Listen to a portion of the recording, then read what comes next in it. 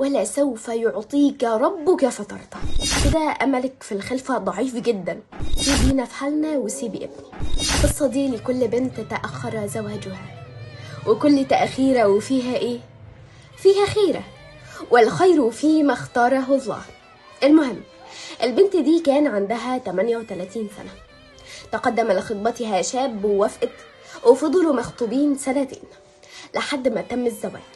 ففي يوم الشاب اتصل بالبنت اللي هو خطيبها، يعني اتصل بيها وقال لها انا عايز صورة البطاقة او البطاقة علشان تتم في الزواج. فقالت له تمام، ابعت لي اخوك الصغير ياخد البطاقة. فعلا بعت اخوه الصغير، واللي اخد البطاقة من اخوه الصغير كانت ام الشاب اللي هو خطيبها، اللي المفروض هي هتبقى حماتها. فبصت في البطاقة فشافت ان سن البنت 40 سنة. اتصلت عليها بسرعة وقالت لها الو. قالت لها ايوه. البنت بتقول لها ايوه. قالت لها انت عندك 40 سنة؟ قالت لها ايوه، في حاجة؟ قالت لها انت كده املك في الخلفة ضعيف جدا.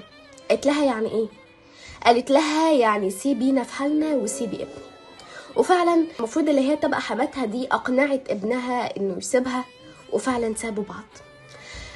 تخيل بنت لسه قليل جدا على زواجها واخدت عفشها قبل زواجها بمدة قليلة جدا. الكلام بدأ يكتر بين الناس في الشوارع، ونفسية البنت بدأت تبقى وحشة جدا، وكانت هتوصل لحالة اكتئاب شديدة. في يوم والد البنت قال لها انا هطلع عمرة وتعالي معي.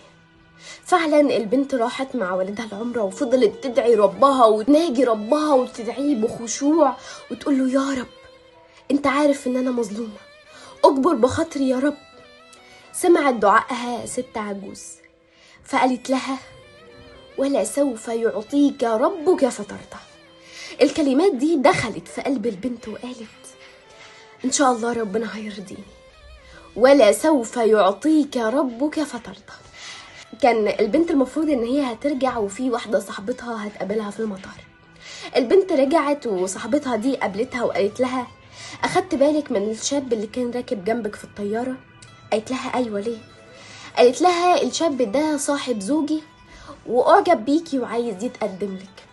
شوف، ولا سوف يعطيك ربك فترضى. افتكر، ولا سوف يعطيك ربك فترضى. دي بداية العوض، مش العوض كله، لا، ده لسه في حاجات جاية كتيرة وهتشوف المعجزات في القصة دي. ولا سوف يعطيك ربك فترضى. فعلا البنت وافقت ووالدها وافق. الشاب قال انا عايزة اتجوزها في خلال اسبوعين بس، لان انا عندي شغل في السعودية وهي هتسافر معايا. فعلا يشاء الله أن تتزوج الفتاة هذا الشاب، وفعلا اتجوزوا وتم الزواج وسافرت معاه. قعدت البنت 3 سنين متجوزاه لحد ما افتكرت في يوم كلام الست اللي كانت هتبقى حماتها ان املها في الخلفة ضعيف جدا.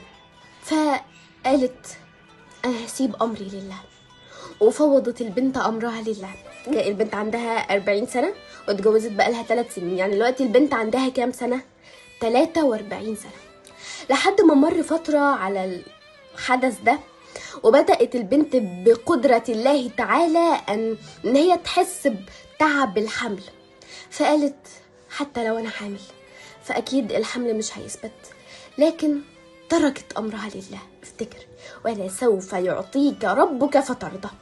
ما راحتش البنت ولا تبعت مع دكتور ولا اي حاجة، لحد ما مرت 9 شهور. وفي اخر 9 شهور زوجها قال لها احنا هننزل مصر علشان تكوني جنب اهلك وانت بتولدي، ده امل ليكي. فعلا نزلوا مصر والحمل تم على خير. ولدت. الممرضة بتسألها سمي ايه؟ قالت لها والله انا معرفش، هو اذا كان ولد او بنت فمعرفش انا هسميه ايه. فقالت لها ايه رأيك نختار لك احنا؟ قالت لها تمام ماشي. قالت لها احنا هنسمي الحسن والحسين وفاطمة. شوف، ولا سوف يعطيك ربك فترضى. إن الله إذا أعطى كان عطاؤه واسع وكبير. ولا سوف يعطيك ربك فترضى. قامت البنت بالسلامة وبدأت تراعي أولادها وكله تمام. ولا سوف يعطيك ربك فترضى.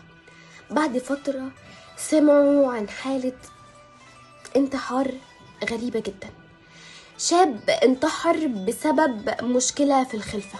فلما شافوا بحثوا مين الشاب ده، اكتشفوا انه هو الشاب اللي كان هيكون زوجها. شوف سبحان الله. ولا سوف يعطيك ربك فترضى، إن الله إذا أعطى كان عطاؤه واسع وكبير. خليك دايما فاكر الجملة دي.